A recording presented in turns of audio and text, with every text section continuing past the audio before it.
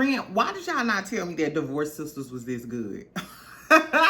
Because that damn pastor, he needs to end up like old boy Charles off of their Tyler Perry movies. He needs to be sitting in somebody's tub or something. If y'all not watching Divorce Sisters, friend, you might as well catch up while you got some time off today, eating the bratwurst, barbecuing, whatever you're doing with your family. Catch up, because we gonna start reviewing it. We definitely gonna start talking about it. I caught up on Divorce Sisters. I also caught up on Miami. So towards the end of this video, we gonna talk about Miami. But we also gonna talk about Diddy.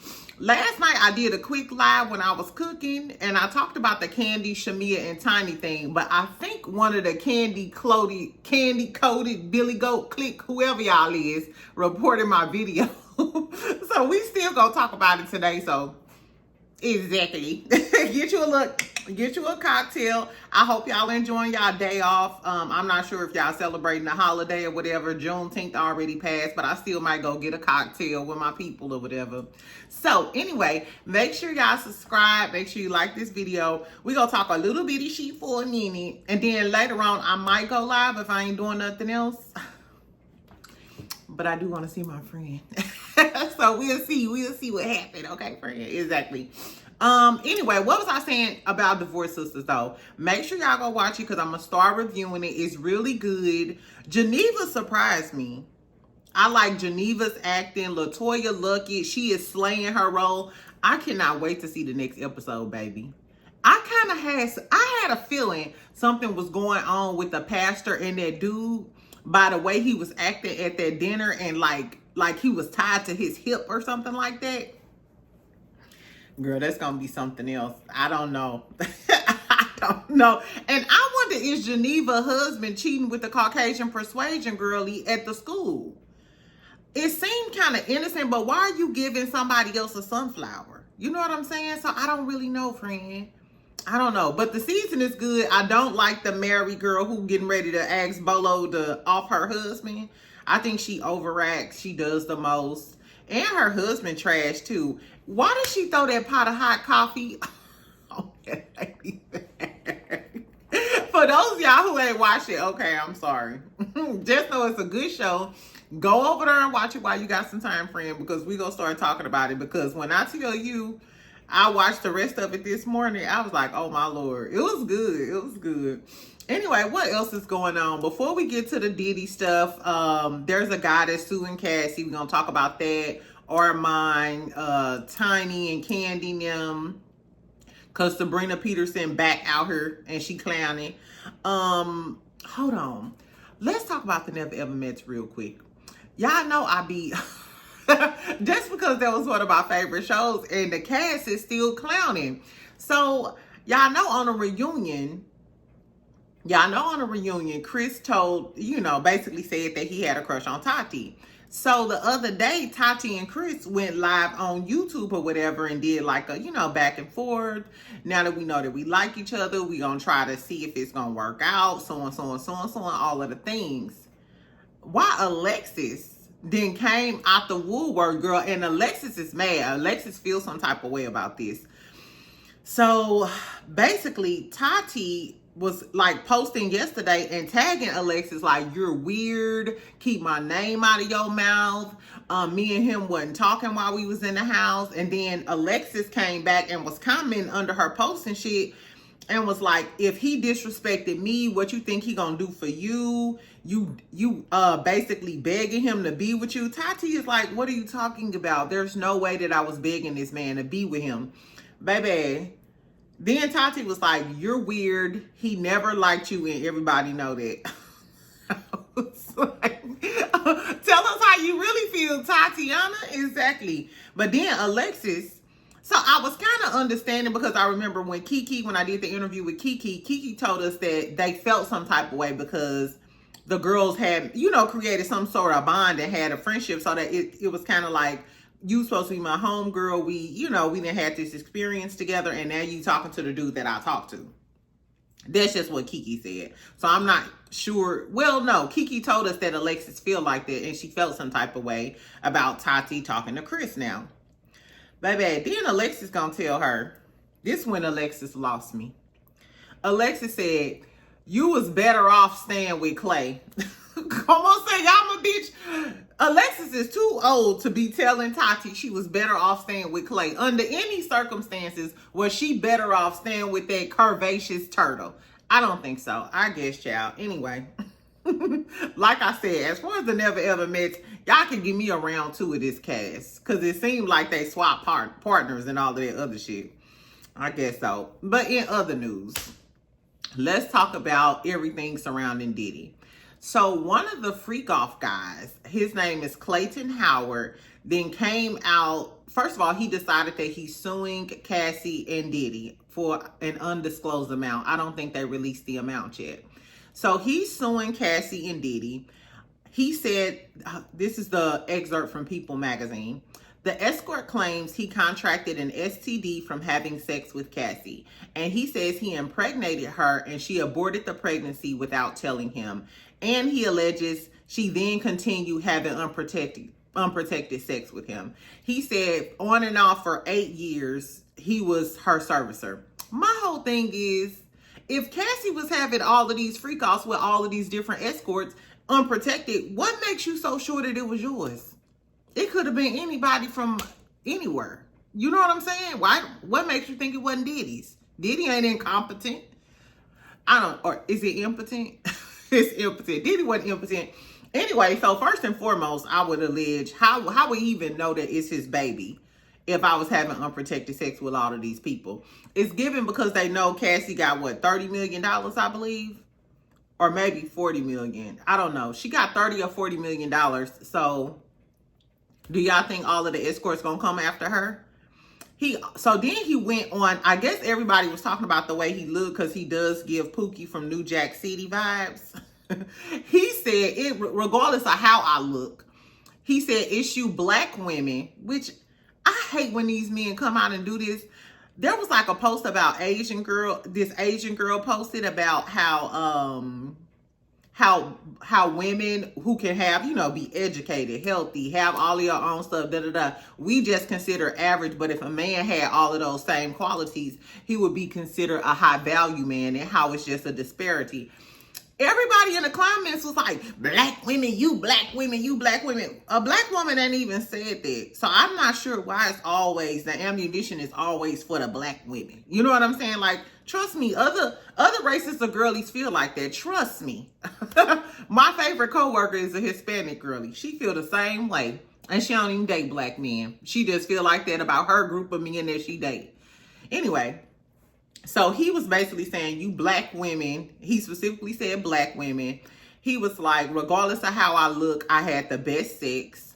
And y'all need to treat me the same. Y'all need to basically treat male victims the same way y'all treat, female victims, so on, so on, so on, so on. He also said, Cassie is y'all savior, but let me bust y'all bubble. Cassie is not a victim.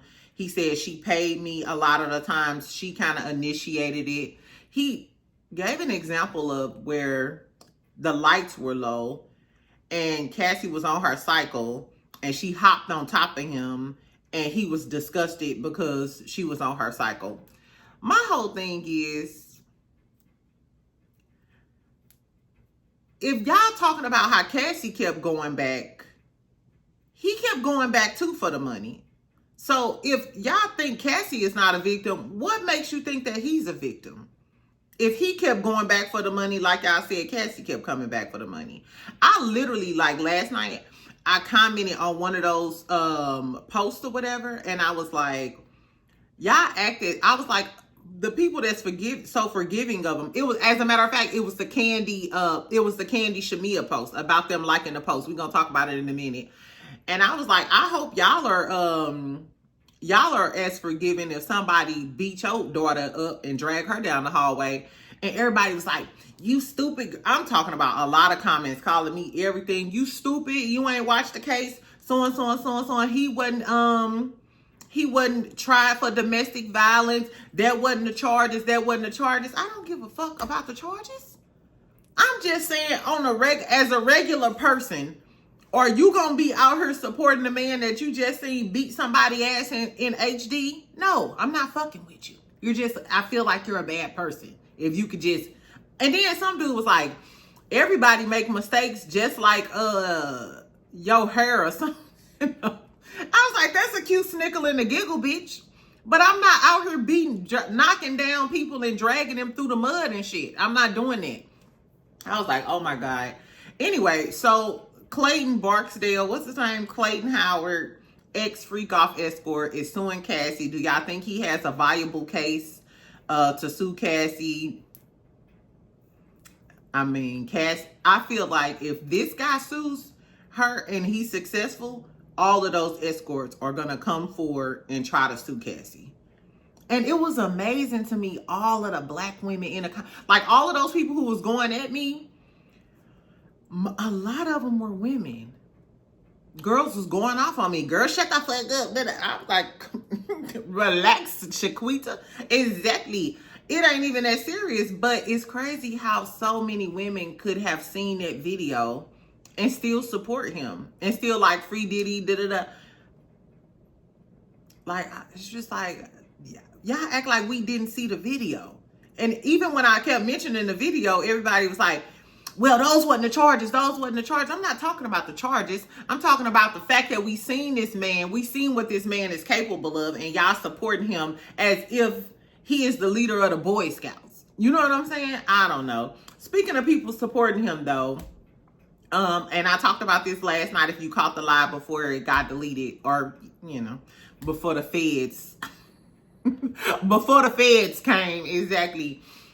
So, I think the Girls Are Fighting, that Instagram page was the first page that posted it. Basically, Shamea and Kandi liked the post from Ebony Electra, Kim Porter's best friend, who was talking about forgiveness and da-da-da-da-da. They unliked the post, but they already had the screenshots of Shamea liking it and Kandi. And it was so problematic because we already know that Shamea has cried and told us about her DV experiences and stuff. She said like some dude slapped her out of her shoes or something. And then we also know that Kandi went through that big ordeal with Phaedra and everybody took her side. I remember when Kandi was crying, she was like, people were commenting under my post calling me the R word. You know what I'm saying? And you could tell she was really, really upset, which everybody would be. You know what I'm saying? I don't want to be painted as a predator, especially I don't even drink. I think Kandi said she don't even drink or smoke or nothing like that. So it does seem hypocritical for you to be liking a post that seemingly supports him when y'all had y'all personal situations. You know what I'm saying? Y'all had y'all personal situations. So what's really going on? Like, what's really going on? And it's crazy though, because when I commented that, a lot of people under those comments were like, people can like whatever they want to. They just liking the post, da-da-da. And I'm like, come on, let's not be dense. When you like a post, it seems like you're seemingly agreeing with what's going on the post. You know what I'm saying? Like, come on now, let's be clear.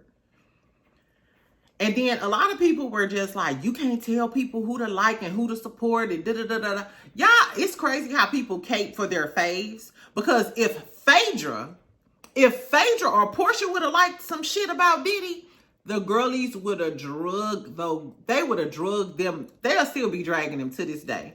But because Kandi is one of the faves and Shamea ain't no fave no more, but still, you know what I'm saying? It was crazy how everybody was justifying that behavior. But if one of the less likable girls, if Quad, let's take the Housewives out of it. If Quad said, like the post that said free Diddy, y'all would drag that girl from her. Y'all would drag Quad. I already know what time it is.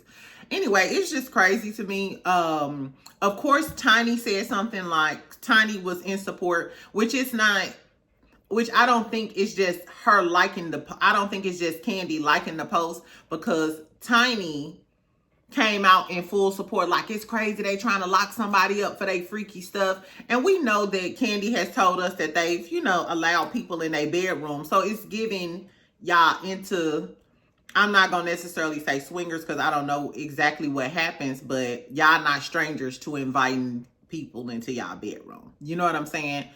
So I don't know, child. Anyway, so Tiny commented, Sabrina Peterson, commented, and she said, y'all next. I said, what the fuck? Sabrina Peterson is like the bad boogeyman. So in case y'all don't know who Sabrina Peterson is, Sabrina Peterson was the girl who who basically came up with all of those allegations against T.I. and Tiny in the past, saying that they were drugging women, you know, trafficking them.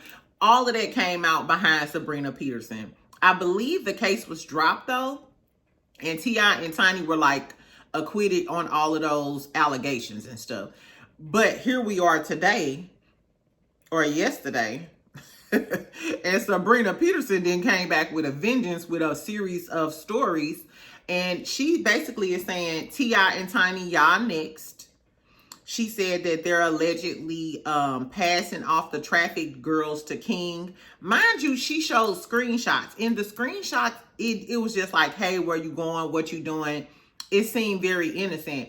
But the thing to me was, how did Sabrina Peterson get those texts unless Sabrina is cool with one of the girls and the girl gave her the text messages saying, hey, you know, I used to mess with them. This is me texting King back and forth. Now I talk to King. Ain't that messy? I don't know, y'all. I don't know. And my whole thing is, even if Sabrina, you know, wants all of these allegations, with, you know, with T.I. and Tiny to resurface, considering how the Diddy thing turned out, I'm not sure if they'll have a criminal case, but they may have a civil case, because we know that T.I. and Tiny, what did they win? Like $100 and something million for that OMG lawsuit? I don't know. And I'm sorry, the way this Cassie case turned out, and thank God I've never been a victim, but for the ladies that have been a victim, if I might go after the money too. Because it seems like it's easier for them to get the money versus getting justice. And Cassie got the money, pursued justice. Look, she didn't get justice. And now people are coming after her, and she getting drugged for filth in the blogs. I don't know, y'all. And that's why some victims feel like it's better to stay quiet, which is crazy, because if you stay quiet, then we'll never know that if these monsters are amongst us. You know what I'm saying? If Cassie would have never said nothing, we would have never seen that video. And to this day, people would have been like, she lied, y'all lying. They would have never believed it. They never believe it until they see it. And even now they see it, they still don't think he a monster. Anyway, but I digress. What else? Another Diddy situation. So did y'all see the video after the verdict of Armand Wiggins and some other people out there? It was a few more YouTubers standing around. And then it was like a crazy lady in a blue wig. I believe it was from Party City. That ain't funny. That ain't funny. I'm sorry. I'm sick of Diddy ass. But anyway, so it made it to, like, I thought it was just going to be like on the blogs or whatever. But literally this morning when I was watching the news and they were still giving like the recaps of what happened and stuff, and like them waiting on bond, they showed the clips of them dancing outside of the courtroom, screaming more oil, and, you know, Armand dancing around. Mind you, I watched Mims, Tisa Tales, Inside Press, and Armand mainly for the Diddy coverage or whatever. So I understood the more oil reference. I understood what the more oil reference was. However, it's different when it's just you in front of your camera talking to us versus being outside of a courtroom, and now they captured it, and now it'll be a moment in time like you're celebrating Diddy getting off. You know what I'm saying? I was like, oh my God. I was like, so with Armand, I like him, and sometimes I don't like some of the stuff he say. I probably subscribed and unsubscribed to Armand so many times it's not even funny. But he is entertaining, and I felt like when he did this Diddy coverage, he was having like a redemption moment. You know what I'm saying? Because he was like on TMZ, Nancy Grace, Angela Yee. You could tell they was just eating it up. They was eating up his commentary. And the funny twist that he put on the commentary on YouTube, it was very much so polished when he got on these platforms and stuff. And just in totality, I love the fact, I think Nick at Night was on the news. I know Tisa was on the news. Mims. I thought it was just like, okay, this is great. You know what I'm saying? These YouTubers are really stepping into like the journalist space or whatever. And I feel like a lot of them tried to do that with the Tory Lanez case, but they were able to really, you know what I'm saying, do it this time. So, and I'm always rooting for black folks. You know what I'm saying? So I was like, oh my God, that kind of put like a damper, you know what I'm saying? Like on his progress and what he was working towards, you know what I'm saying, with that. So I'm not sure. Tell me what y'all thought about the video. The video did look like we were a bunch of fools. I did notice that when the lady came out with the blue hair, he skedaddled on out of there. Like, no, this is not what the tea is. This is not the type of look I want to give. So tell me what y'all thought about that. Did y'all see it on the news? Tell me what y'all thought about the whole dancing outside of the courtroom with the baby oil thing. It was like a big thing. I meant to talk about it, but I needed a break. I just needed a break, child. Exactly. Anyway, so last but not least, let's talk about Miami real quick. Cause and my best friend, I'm sorry if you unsubscribe, girl, subscribe again. I'm gonna keep up with Miami. I watch Miami. Tell me if y'all watching Real Housewives of Miami. I love the Miami girlies. I don't think they better than the Salt Lake girlies, but I like the Miami girlies. So let's talk about what happened in this last episode and what's been going on for the most part. Because I don't want to go back and recap everything else. We just go talk about what's going on now and pick up where, where we at. This new girl, Stephanie. So this episode, we get introduced to this new girl named Stephanie. Stephanie got a flip. She wear glasses. It's giving knockoff Fran Drescher, Jackie O. That's how she dresses. She dresses like that. She wears her old little flip. Maybe that's just her style and what she like. I can respect it. I don't like Stephanie though. Stephanie seems like a typical rich snobby girl. I didn't like that she kept dropping all of her label names. It reminded me of Shamea with all of them labels. Just because you rich don't mean you stylish. But I will say she's stylish. She's very stylish for the period type of look that she's going for. She's nailing it. I just don't like her. I didn't like when they were at that lunch and who was late? Alexia was late and she was like, I just don't like people that are not on time. And then did y'all peep when she finally did meet Alexia? She said, I think she was like, when she the first time she met Alexia, Stephanie was like, yeah, when God takes the trash out, you don't go back digging in the trash or something talking about Tara. I said, what? And Alexia just stood there, but she was like, you don't know me like that. I wish Alexia would have told her that to her face. Because ain't no way I just met you, regardless of what I'm going through with my husband. Who the fuck is you to come in my face and tell me to don't pick up the trash or something? Like, bitch, you way out of line. Tend to your old ass husband, because she married to an old rich ass man. He don't look bad though. I think his name Masood. I think his name is Masood. He ain't no bad looking older rich man. He ain't one of them crickety wrinkle ball ass men. So yeah. Anyway, don't like Stephanie. That was my first impression of her. Didn't like her at all. Lisa pissed me off too when she was at the damn baby shower talking about some, oh yeah, I want to be friends with somebody with a jet. Lisa. Even when you try to be sympathetic to Lisa, like, because I did feel bad for Lisa. Like, your dad passed away. These girlies are talking about you. I do feel like her little boyfriend, is his name Jody? I do feel like he's a cloud chaser. He just want to be around Marcus so he can be in the in crowd. And why do I have to copy you on all of my work emails? I'm with the girls on this. I'm with Larsa. I'm team Larsa on this. Why is it that your new boyfriend got to get copied on all of your business correspondence? Like he want to be your manager. I am always leery of men. And this has happened to me a lot because I've always been involved in like music. You know, I've always had like a side quest, a side business venture going on. And I'm always leery of men who try to come in and infiltrate my business stuff. And it seems like they always are attracted to, I guess, a bossy or a boss type of girly or whatever. But then they want to come in and become your boss. And it's like, nah, ho. Let me handle this over here, and I can assist you with what you need with your little business ventures. You know what I'm saying? I don't like that. And that's kind of what Lisa Mann is giving. So I'm Team Larsa on this. I feel like Larsa is right about it. Alexia is talking to the girls about the Todd situation. She talking to Marisol and Lisa.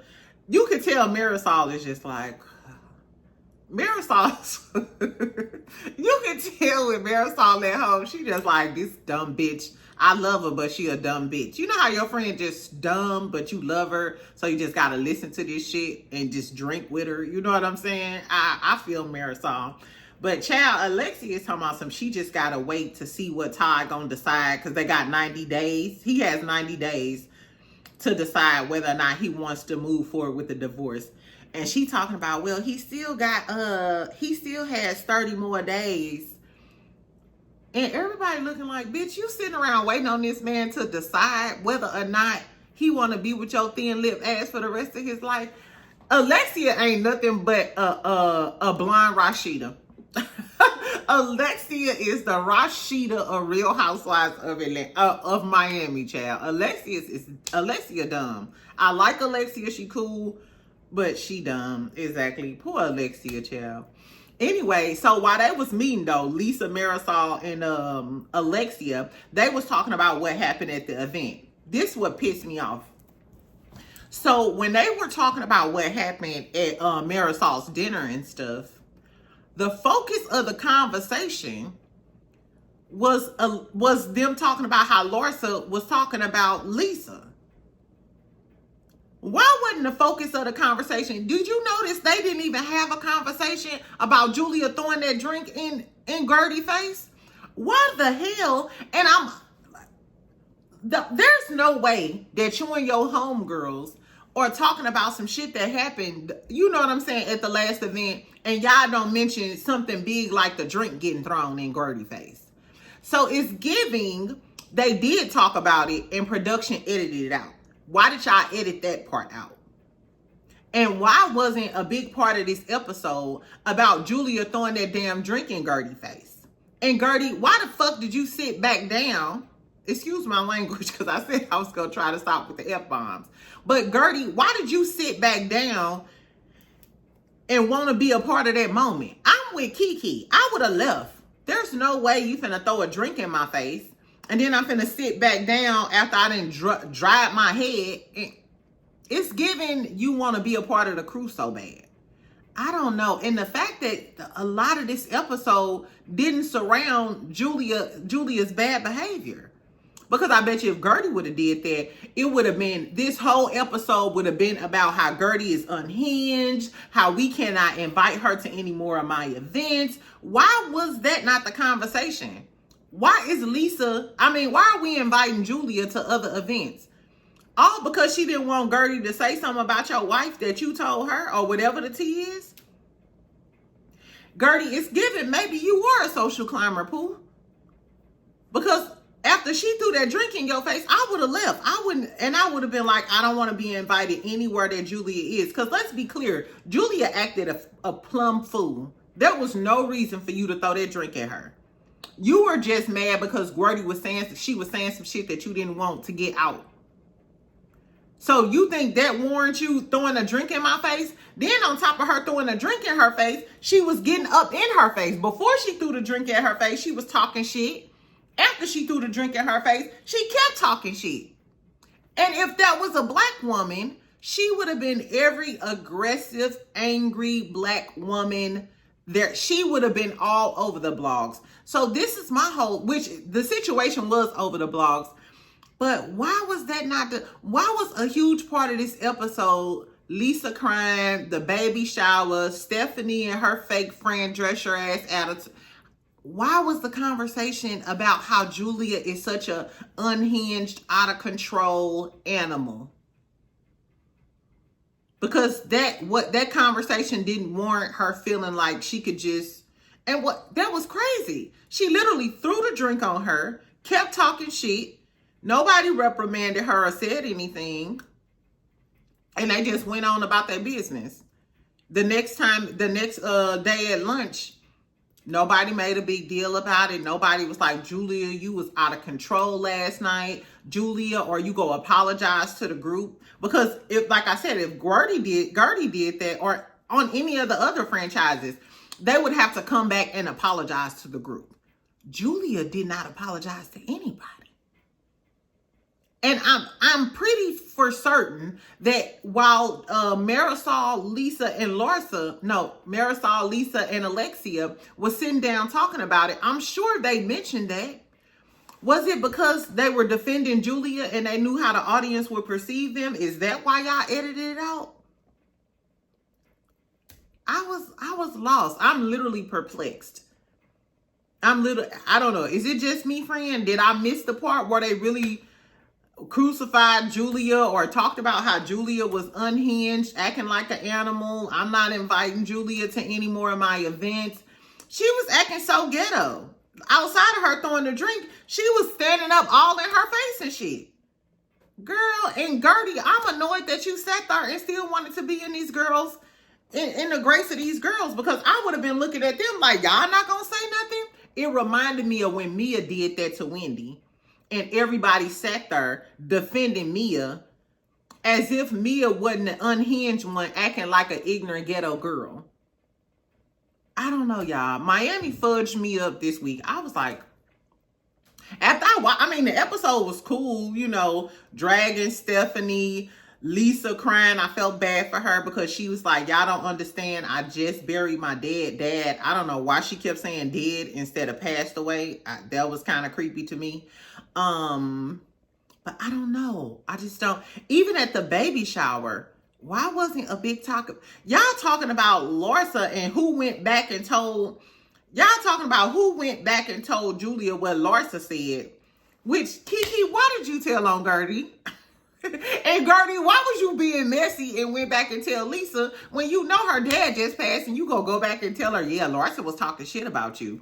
That was kind of messy, girl. That was kind of messy. And Kiki, why did you tell the whole group? Maybe it's because Gertie act like she ain't give a fuck.